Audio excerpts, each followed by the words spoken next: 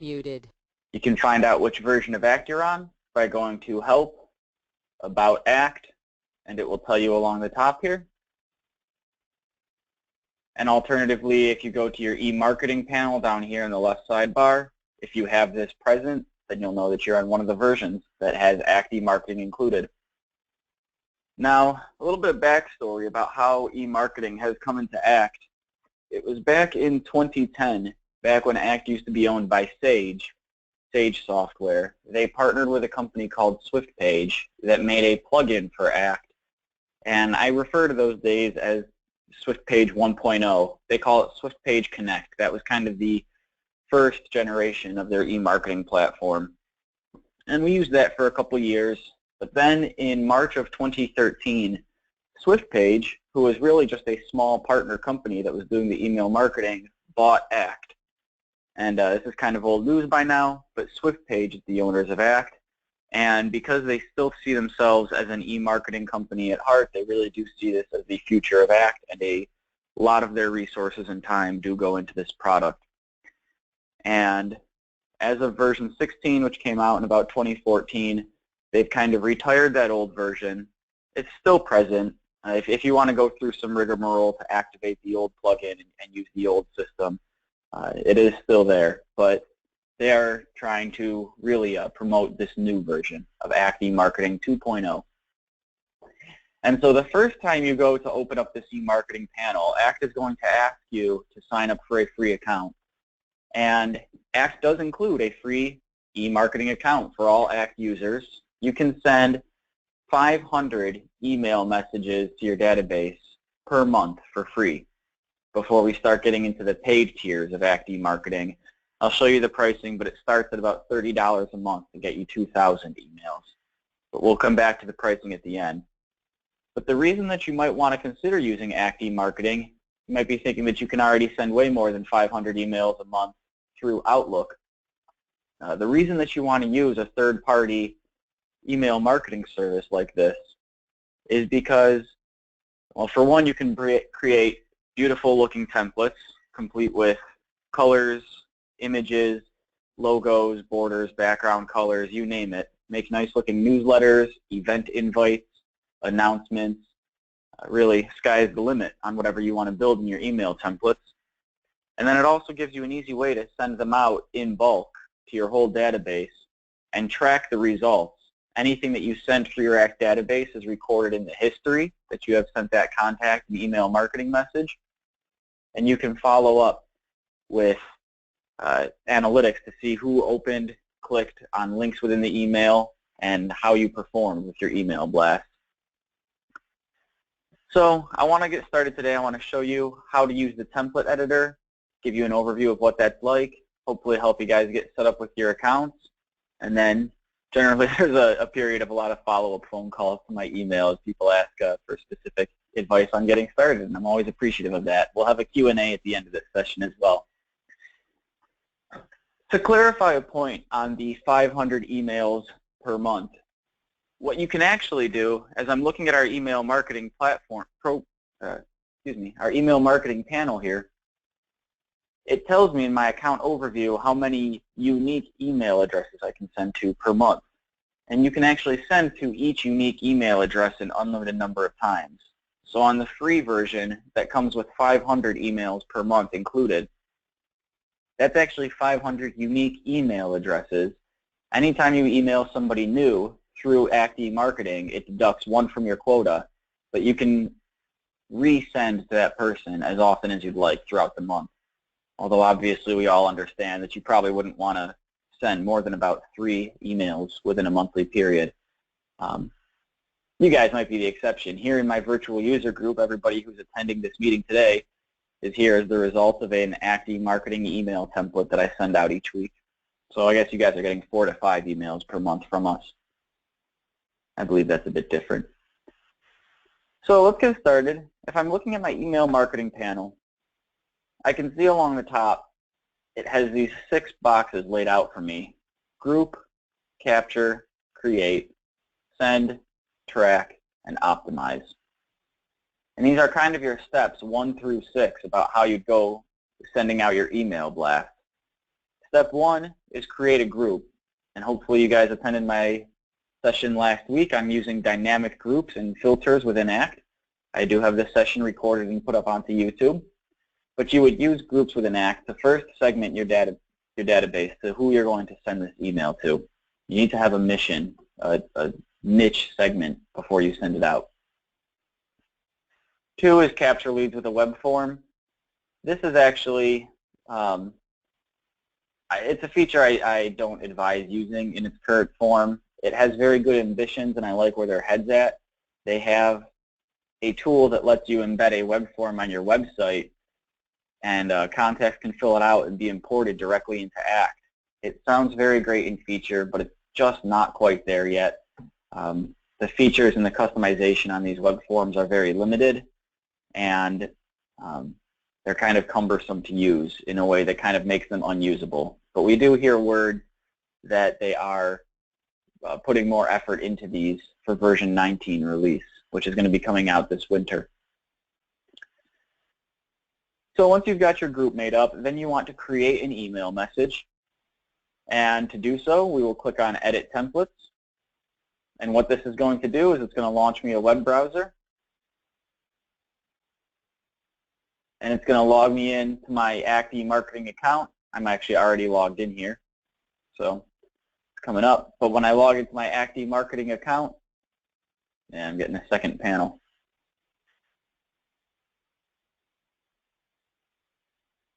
It brings me up into my template editor. Now, within your template editor, well, before I explain the eMarketing editor, I want to talk about the service being an online account. So how this is actually working here is that when you edit the templates, I'm not doing it within ACT. I clicked Edit Template, and it just launched a Google Chrome window for me, my default browser, and logged me into the web service at AEM, that's ACT eMarketing, .spsend, Swiftpage send.com. And if you go to aem.spsend.com, you can log into your ACT eMarketing web account from anywhere, from any device with an internet connection, Mac or PC or phone, or you name it. Although I wouldn't really advise that it's not very mobile friendly, but you could. And I want to emphasize that as a point here that you don't necessarily need ACT installed on the same computer that you're editing the templates from, although for convenience sake, it's probably best if you do. So when I go to edit a template, it launches a web browser and logs me into my ACT eMarketing account. And I have a few drop-downs here, which is where I can categorize where I have my various templates stored. I have a My Templates folder or Stock Templates folder. Now, the first time you fire up your ACT eMarketing account, the stock templates are going to be all that you have. You will not have any My Templates yet. And if you look at their stock templates, these are about 100 or so default templates that come with the ACT eMarketing account. They have subcategories broken up here to the right between arts, automotive, education, all other sorts of industries. I think it's kind of silly that they even have them broken up by industry because, quite frankly, you're going to be swapping out all the images and all the text anyway. So even though this one here says it's like an education template, once I swap out all the content of it, what's really left over that makes it education, you know? So I encourage you to take some time to look through all of these different template layouts to find one that you like, because my big advice when building these templates is often to try to modify them as minimally as possible. You could start with any template, completely scratch it, and rebuild something brand new, but you'll probably have the easiest time of this at the start if you try to keep it simple and start with one of these stock templates that closely mirrors what you're trying to end up with. Any of the templates you see in the stock templates area that have a flag coming down with them with this mobile bookmark on them, like these two here, those mean that they're mobile responsive and friendly templates. If you view these templates on a mobile device, they'll actually restructure themselves to be display better on smaller screens. So I like this template here, Basic Newsletter 1. I can hover over it and click on this eyeball to preview it. And so we've got a small image up top and some big title text. We've got a featured article with an image here and some text to the right. And then we have a 3-column view and then some columns below. I think this is a nice looking template. If I click on their template preview buttons over here, such as a phone, it shows me what this might look like on a mobile device.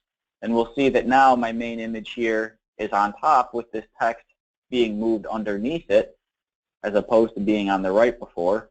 And my 3 columns are stacked vertically rather than squishing everything down to a thin width.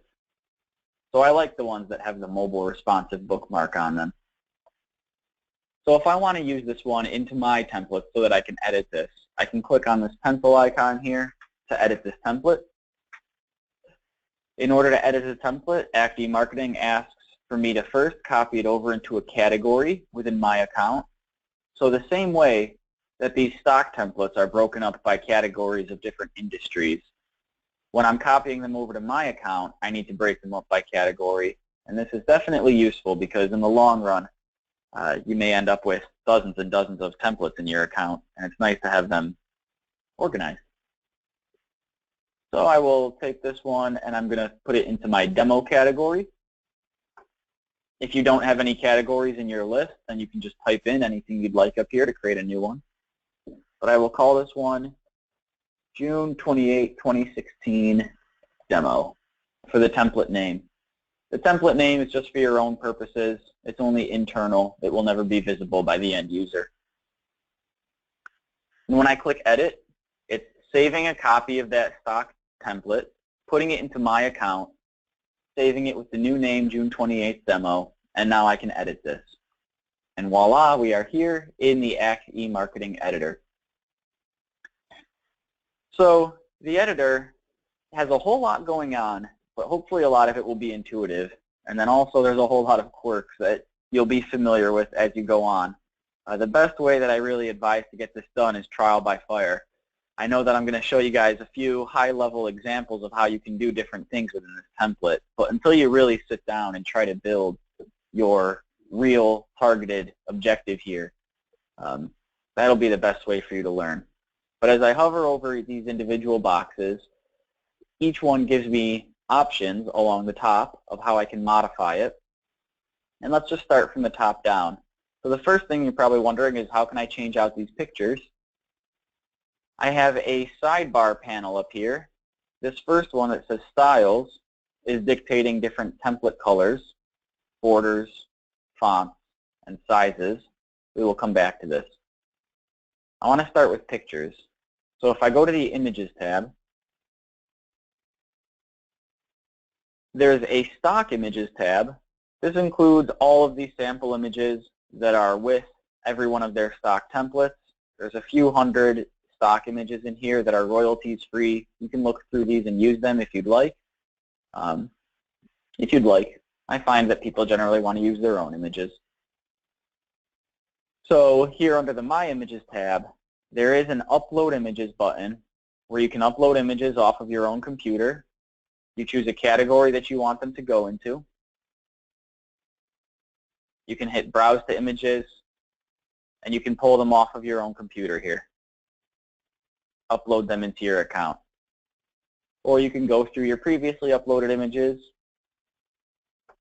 and I can take, there's a picture of some Axe software boxes. I just drag and drop. I click and hold it and drop it right over any other existing image in the template, and it replaces and resizes it for me.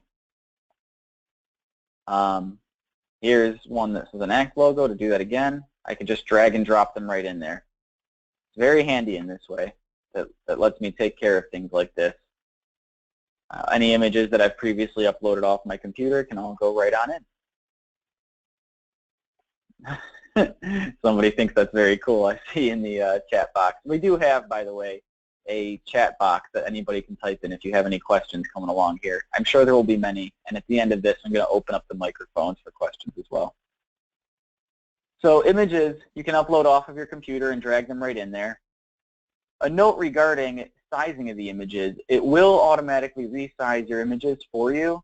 However, sometimes I've seen quirky things where even though an image looks like it's resized here, when you go to send it out, sometimes, and certainly not always, it's less common than that this happens, but the image will be in a different size when the email gets sent out. To prevent this, a piece of advice I have is maybe resize your images before you load them in here. There's certainly no need to upload a ultra high resolution 4,000 pixel or megapixel image that you took off your camera for just a little email blast. Maybe size them down small before you upload them to your account. You can see that I have different height images here, so now my columns are kind of all wacky. So it helps if you know what images you're going to be using so that you can maybe make images that are the same size before you upload them in here so that this could all look uniform. There is an image editor built in. If I hover over an image and click on this pencil editor here, it includes some neat tools here that let you crop, rotate, even apply some filters and effects and drawing on your images here. And you know, maybe if I want to crop out these boxes to remove some of these white space, I can do so.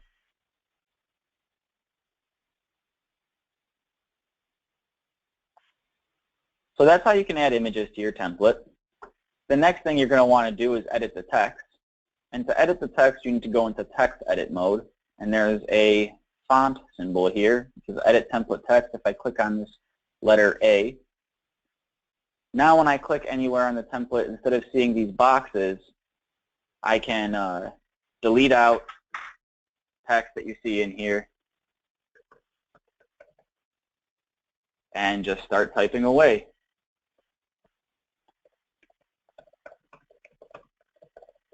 I don't have to keep the same format that they have here with the date, a title, and a subtitle, but like I said, it often gives you the easiest time of things if you stick with their layouts. You certainly don't have to, though. And with this text editor, the panel that keeps popping up every time I release my cursor gives you some basic text editing functions: bold, italics, underline, text alignment, center or left aligned, right aligned, bulleted lists, number lists, hyperlinks. If I wanted to make this be a link to a page, I can maybe hit insert link, paste in the link where I want this to go, such as our company website. Maybe I don't want this to appear blue and underlined, so I'm actually going to change this to be black. Another such quirk, you just saw me do it. I clicked outside this window, and so it went back for me, thinking that I was done.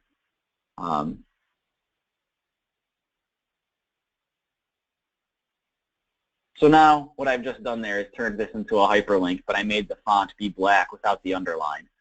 But now this is actually a link. If you look at my cursor carefully, you'd see. Okay, we have a question coming in. Yes, Renee, I have the recording is running right now, and it will be loaded onto YouTube. And I will, you can always find our YouTube channel. If you go to YouTube and type in 12-3 marketing, hopefully we should be the top dozens of results there from previous meetings. Are the ACT email templates the same size, meaning pixel and screen width? That is a great question. They are 600 pixels wide, same as in the old system and same here. 600 pixels is kind of an industry standard for template width. You will find some variance on that, plus or minus. There's no hard and fast set rule in stone. 600 pixels wide is generally a good practice because some people are using Outlook and they have their preview panel will be sometimes narrow. Some people pop their emails out into new windows. Some people view their messages in the lower half box, and so that you can't see very tall templates. About 50% of emails are viewed on phones, which are generally pretty narrow. Somehow 600 pixels has become the standard width across everything that ACT does, and I support it because it generally has the most compatibility. Now, if you want to make your templates wider or alter this, there's not an easy way to do it within the editor, but there is a way, and I know it. It's pretty advanced, and I'm not going to go into it in detail here. You can talk to me afterwards. But using the inspect element feature in Chrome, you can actually manually manually adjust the width of your template.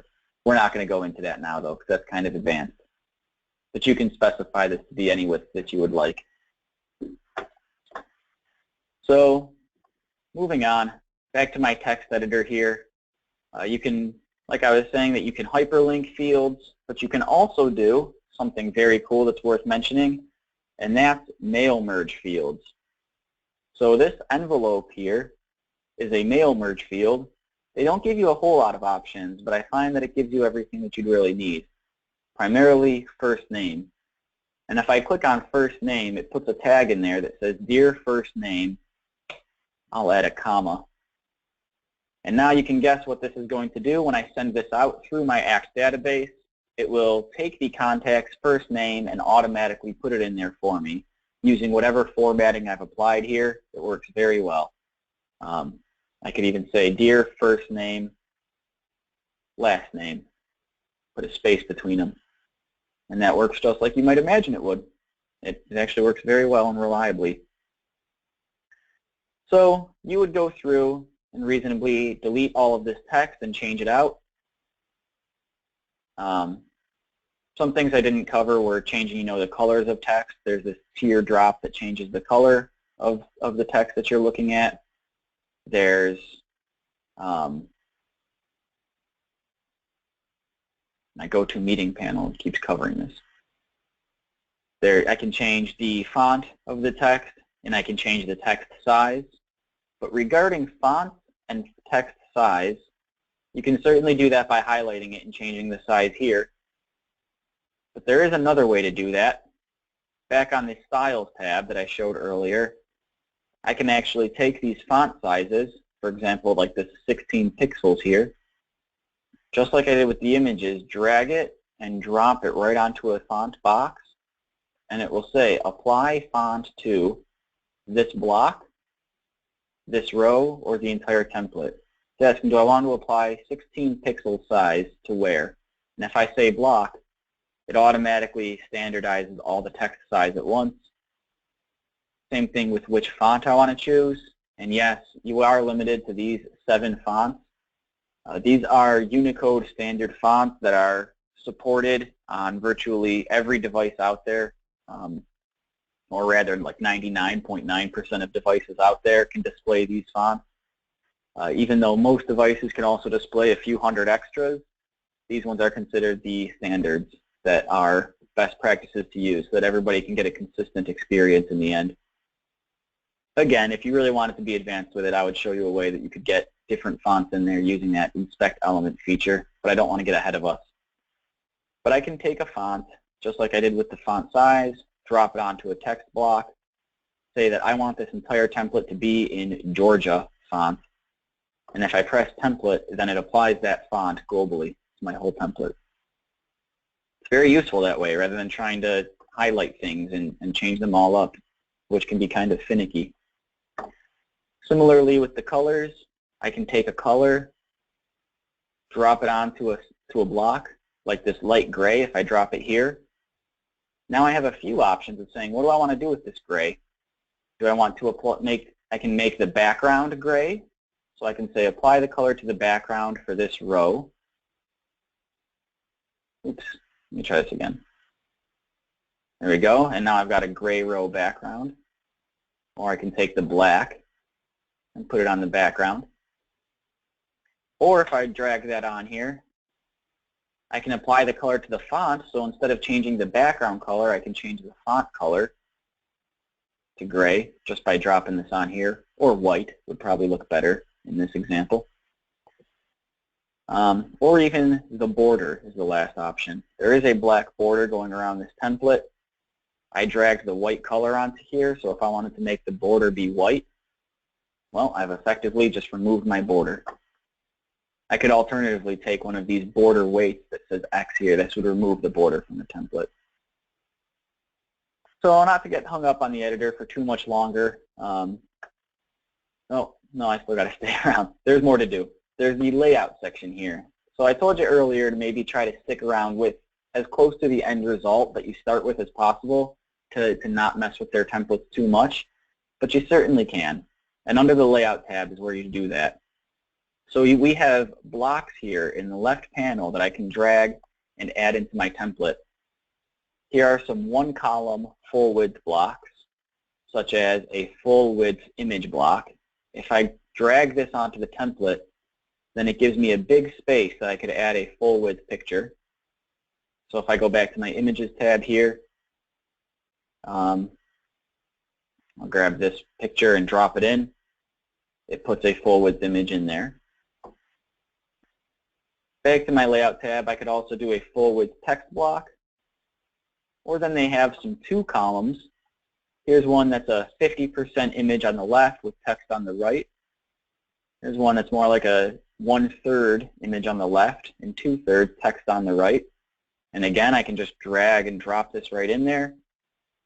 I can use these up and down arrows to move this around. Drop in my images. Customize my text. They even have some 3-column, and that's where it stops. 3 images side by side, 3 text blocks side by side, or 3 blanks. Whenever you see these ones that have blank in the layout editor, that's because you can put these in here and then go to this block tab to kind of customize what you want in there, like an image and a button. This is a button. You can put buttons in your template as well that link to something custom. You can change their size, alignment, and color options to make them clickable buttons. And last but not least, there is an attachments option where you can upload your own documents and add attachments into your PDF. Going back to this, you would want to make them into a link. So when you've uploaded a document into your account, each document will have its own unique URL, and you can hyperlink the same way that you would link to a website. You can link any component of the template to a document. I try to stay away from adding files to your template, though, for a better delivery rate. Just larger file sizes from unknown senders, and they include attachments, are more likely to be flagged as spam sometimes. So rather than adding the attachment to the email itself, I normally like to take the route of putting the attachment on your website and then have the article linked to that directly and say view more here, and they can click on it and go to your website and get the attachment.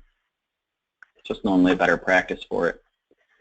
Okay, so that is our editor in a nutshell, and there's just a few more things to cover about it. In the footer is a mandatory non-editable footer that will show your Swiftpage profile, your Active Marketing profile of who sent this email. It will have your name and company address written there. It's one of their parts of their terms of service and their email marketing compliance program. It also includes a mandatory unique opt-out link. And I want to talk about opt-outs a little bit here. So the click here to unsubscribe button, if a recipient of your email clicks here to unsubscribe, they will no longer ever receive any emails from Active Marketing from you. They're only opting out of emails that we're going to be sending out through Active Marketing. Your direct emails that you send them out of your personal email address and directly out of Outlook, those will still go through just fine. But the Active Marketing service itself is going to shut down any emails if you try to send to somebody that's had opted out in the past. They do a check of your list before every email you send out, and they remove anybody that's ever opted out to make sure that you stay compliant. Essentially, the laws in the United States say that you are allowed to send emails to a contact as long as they've not opted out in the past. Once they have opted out, then you can no longer send to them. But you don't really need their express permission. In Canada, you do need an opt-in request before you can send an unsolicited email. Hopefully you guys are sending to your ACT databases and it's not an issue for you anyways, because these are all customers that you have some type of relationship with in the past. Again, I want to also talk about the email marketing service a bit here too. So I mentioned that these emails are being sent through the Active Marketing service and not out of your own personal email account. This is one of the strengths of using a third-party email marketing service, just like Active Marketing or Constant Contact or MailChimp or Zoho Campaigns or the dozens and dozens or hundreds of other competitors that are out there. You don't want to send through your own email address. You know, people wonder why they can't just do an Outlook mail merge to 3,000 contacts. You probably could if you didn't crash your computer, but the thing is that you're not being CAN spam compliant. You're not tracking opt-out requests, or if you are, you're doing it all manually. If anybody decides to mark those emails as spam and you're sending them all out of your personal address book, then those spam requests can get your own domain blacklisted, and that's something that you certainly want to avoid. You don't want to get your company domain in any sort of trouble or on any spammer lists, because it can be a nightmare to get off. When you send them through Active Marketing, your emails are actually being sent from their servers out in Colorado. Swiftpage has email servers set up out in Denver, and your e-marketing account is on those servers, and they use a spoofing technique, or they mask the email address so that the recipients who get your email, it's going to appear as though that email is coming from you. They're going to see your name, they'll see your email address, and they'll reply to you. The same way that you folks who have received my invite to this meeting this morning saw an email from me, and it looked like it was coming from me, and my email address was in there. But from a technical standpoint, that email actually came from their servers in Colorado.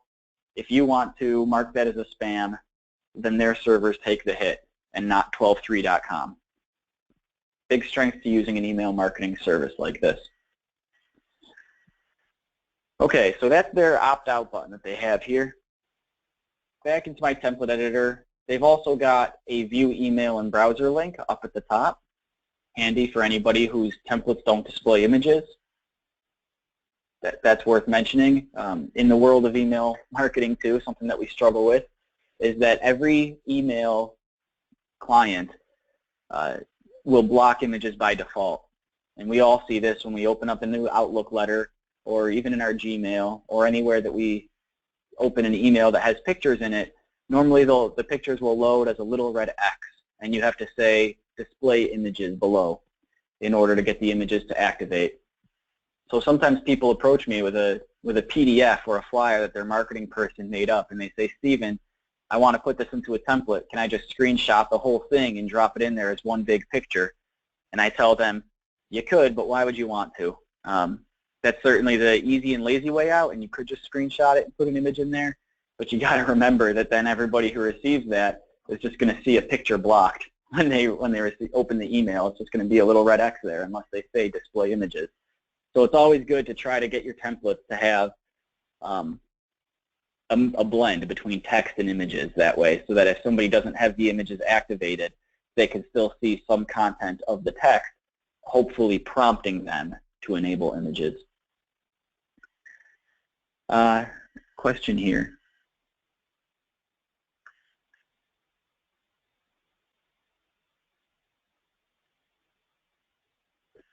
So we have a few questions that have built up.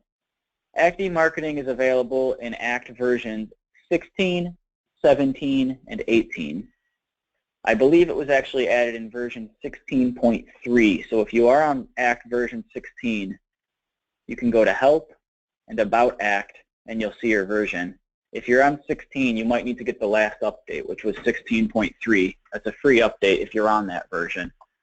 That would include Active Marketing. Another question, is there a way to segment your email lists through Active Marketing? Not through Active Marketing, because when we go to send this out, we're actually going to be sending it out through ACT using their send button, and it's about time that I move on to that. But I advise that you segment your groups right in your database using groups.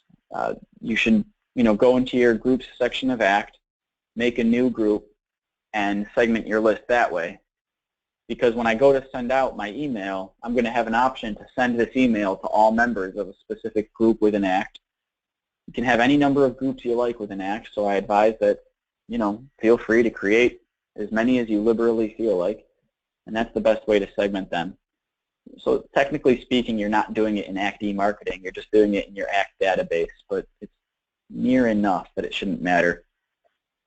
It's also a good point worth mentioning. The reason that I promote ACT e-marketing over other editors like MailChimp or Constant Contact is for one reason alone, and that's because it's already integrated with ACT. You don't have to monkey around with any exporting contact lists or uploading them to their email servers. Third-party services don't have access to your database, so you need to find a way to export and import your data, and then it doesn't really track and keep all that results in sync. ACT e-marketing is integrated right in. If you were to take that component out of it, then really I think all the services are very comparable and nearly the same in some ways. But ACT e-marketing is built right into the ACT database.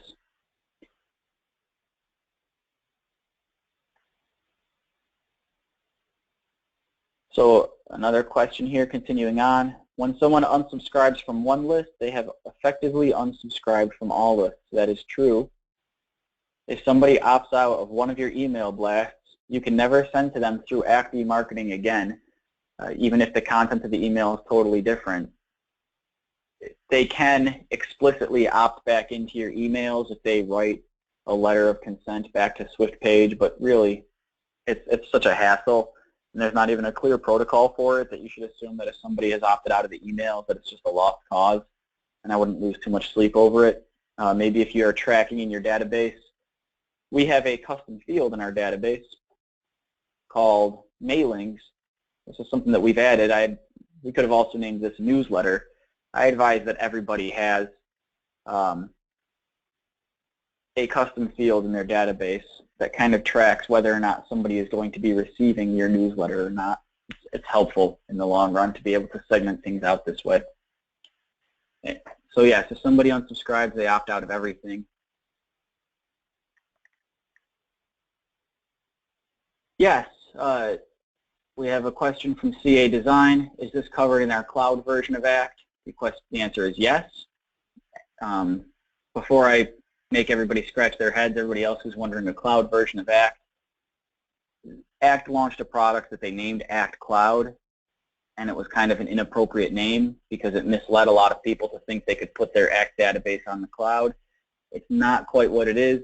ACT Cloud, which has been renamed to ACT Essentials, is a separate product altogether. It's a very lightweight address book contact manager, but it does include more advanced reporting and lookup features, and it does include ACT e-marketing. So if you are on ACT Essentials, you should be able to see your ACT e-marketing panel here.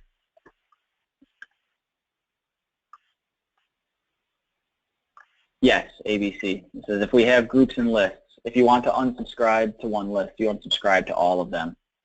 You opt out of the whole service. That's just the way it goes. Once somebody has opted out of your emails, so I suppose Swiftpage doesn't want to take the chance that when somebody opted out of your email blast that they actually didn't mean to. They probably just see that as cover their own backs, and they want to never send that person an email from your account again. We can talk more about your specific scenario that you're wondering about there. For now, I'm going to just make one more point about this template, hopefully before I leave. Or not before I leave, but before we leave this template editor. There's this teaser area up top, and this teaser area is a good idea to edit because most email clients nowadays will show you a preview line of the email that you've received. So not only does every email have a subject line, which we're going to select our subject line when we go to send this out, but Outlook, if you set it this way, will show you the first sentence or two out of an email message. I know that my iPhone's mail app shows me the first sentence or two out of an email before I even open it. It's shown there right as a preview. And it pulls the very first text in an email template to show you for that preview. Using this teaser text area up here is a very useful way to put in some type of message that you can guarantee is going to take the spot of that preview text. You don't want the first preview text of your email to say view email in browser or to have some HTML of the image that you put in there. That practically just screams, this is a mass-produced promotional email, and will, that can hurt your open rate. Not that we're trying to trick people here, but we want to make sure that they can see something that makes the email seem a little bit more personally addressed. Another follow-up question?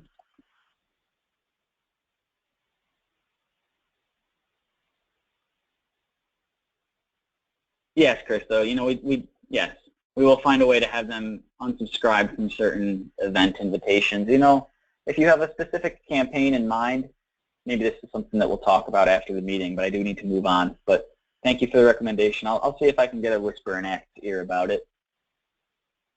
So when we're all done, we can save up the template.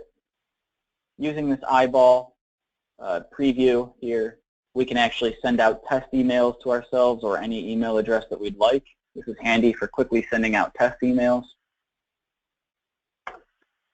But once I'm all done and send a test email and I think this looks good, then we are done here. And I will save and exit. So back into Act here. When we are ready to send out our email blast, I mentioned before that our boxes kind of move in order of how we're going to go about this. The first was to create our group. Second was create our template. Third is to send an email. And so if I click Send Campaign here, it always takes time with this button, but it's going to bring up a panel here to send an email marketing message.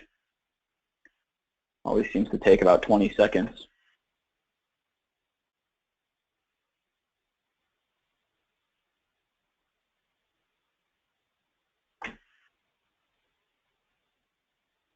What it's doing here is it's actually accessing my Swiftpage account, finding all the different templates that I've customized. It came up on my second screen there, and it puts them into my template list. So when I want to send out an email campaign, I click the button, this panel eventually comes up, and I can send the email to the current contact, a lookup, all contacts, big no-no, or a group. You can also send it to a company or an opportunity. I always just recommend group. Group is the best way to do it. So I advise that you select your groups here.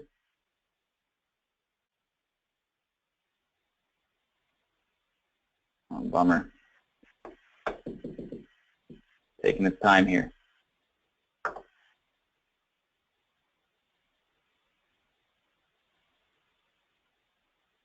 There we go. So if I say send to a group, and I click that ellipsis here, this menu comes up with all of the groups in my ACT database. I can select the group that we built already, such as my virtual users group, to be the recipient, and press OK. It tells me how many contacts are going to be receiving this email with a little counter right here. Email options. I can choose what email address I want to send as. Again, remember this email is technically coming from Swiftpage's servers, and they just send on your behalf by masking the email address to make it appear as though it's coming from yours. You can send as any email that you'd like, as long as you're able to click a verification link for that email. So if you wanted to send as, you know, news at 12:03, I could set up that email address and send as that account. My personal experience tells me that emails sent from an individual human's name always get a better result rather than sending from something generic like info at or news at. Those are more likely to be picked up by spam filters and generally don't seem as personal to the recipient. So I can choose who I want to send as. I can give my email a subject line. I always joke that for all of the work we've done to this point, editing our template, countless back and forths and approvals and going through all the motions of getting this set up, it really all boils down to this subject line, determining if people want to give it about a half second of attention, if they're going to even open your email. But hopefully you use all of your marketing skills to come up with a very catchy subject, maybe one that's a bit catchier than this. And it's a joke. Then we select our template category. So I go to my template category drop-down. I could go under Demo, select my template, June 28th, 2016 demo. I could press Edit. This would just launch my Chrome browser again and take me to the template editor to verify that this is the one that I want. I'm not going to do that now. And then there's a schedule send feature where I can send now and press OK. The email will get sent out. Or I can do a scheduled send where I can choose my calendar and have this go out on any day at any time. If I want this to go out at 3 a.m., then on tomorrow morning, then I can schedule it up. My computer does not even have to be on. Act does not have to be open. Once I've scheduled sent it, then it's going to take my list, queue it up for delivery, and await until it's being sent out. This is actually useful because these virtual user groups, my webinars, like all of you are attending right now, I build these templates weeks in advance. You know, I come up with a schedule for the next 8 to 10 weeks, put them all together in one afternoon, and then I use the scheduled send to have them all go out every week. And then I kind of forget about it for a couple months. All I need to do is show up, but the invites are being sent out. If I press OK, it's going to give me another confirmation to say OK again. It's going to take all 226 contacts, going to write a line into the history to say that an email campaign was sent, and then it will queue it up for delivery or send it out. But I will not press OK. I'm going to press cancel. But that is it. That is where we are ready to lock and load and ready to fire it out. And the final task here is viewing the reports.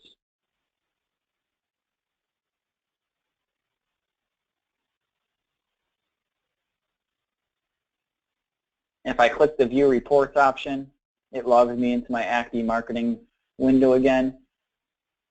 I can see my previously sent out email blasts, currently filtered by this month, but it keeps them for 12 months.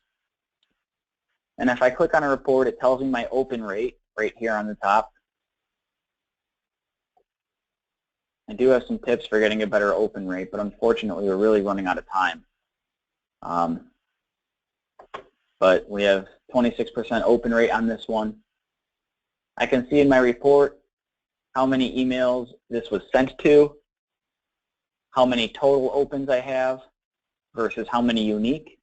A unique open is how many of these email addresses opened it at least once. Total opens is including how many people may have opened the email multiple times. Same concept with total clicks or unique clicks. Unique clicks would be if a contact clicked a link in the email once versus if that contact clicked several links several times. One of them would tally up for total clicks, the other for unique. How many email addresses bounced and how many opt-outs I have. And I can look at email bounces by clicking on this here, and it will show me a bounce report. I can click on this eyeball here, and it will show me all of the email addresses that opened and clicked on a link within my email. I just don't want to show you this report right here because I am recording this, and it would expose your email addresses to YouTube. So I could show you the report here, but it shows which individual emails opened and clicked within the email, and I can export that to a CSV and work with that data in Excel if I like. It also shows me clicks by link, which links were clicked on, and I can look at the report here to see which contacts clicked on these links as well. Again, I'm not going to do so as to keep your data private. Okay, and so that helps us with the reporting. One of the paid features of Active Marketing is also to show these call list data right into ACT. And so I can see the previous email campaigns that I've sent out. And if I were to click on one of these, on the left, these are the total blasts I've sent out. And if I click on them, then it will show me in the right-hand panel everybody who has opened or clicked on a link within there. And I can sort these columns. And again, I really wish I could show you, but I don't want to expose your email addresses to the world. But if I were to do this, then the score, it assigns a score to each contact based on the level of interaction they had with it, depending on how many times they opened the email or clicked on links within it. And so I can really get kind of an itemized list. If I were to send this out to 1,000 contacts, I can find just the 50 most interested contacts from that email. And I can create a lookup, and I can schedule tasks for them and follow-ups. Very useful. Okay, I saw a few more questions come in.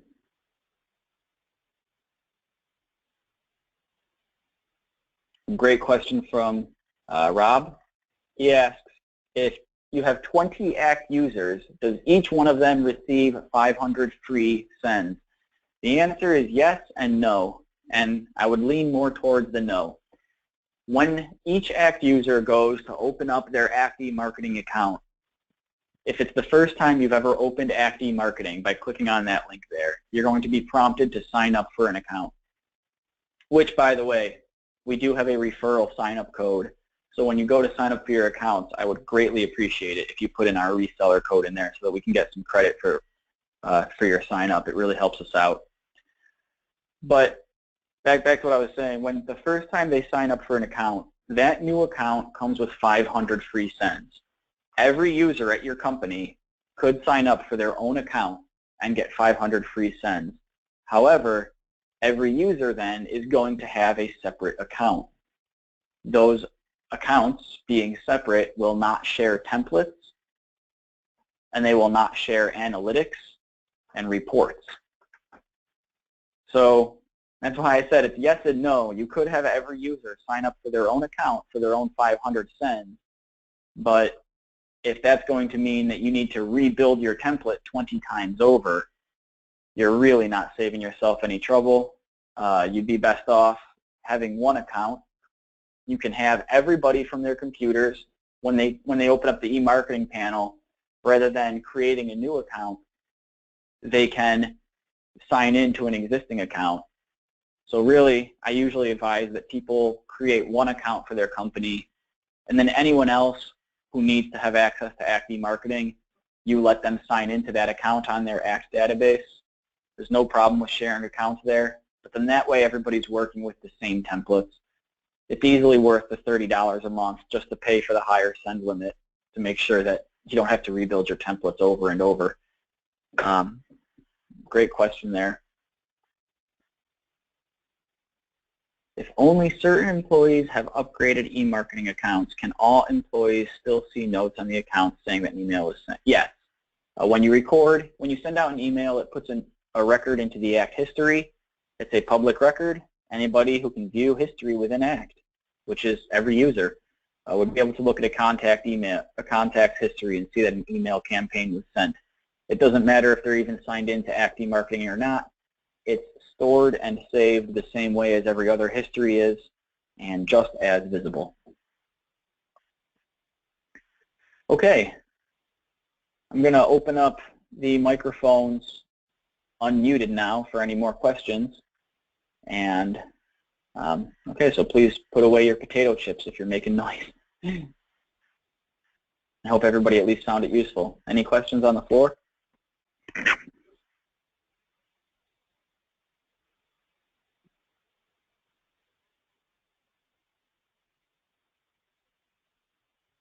All right then.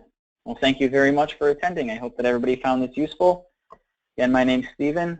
I would like to put into the chat box here our reseller code.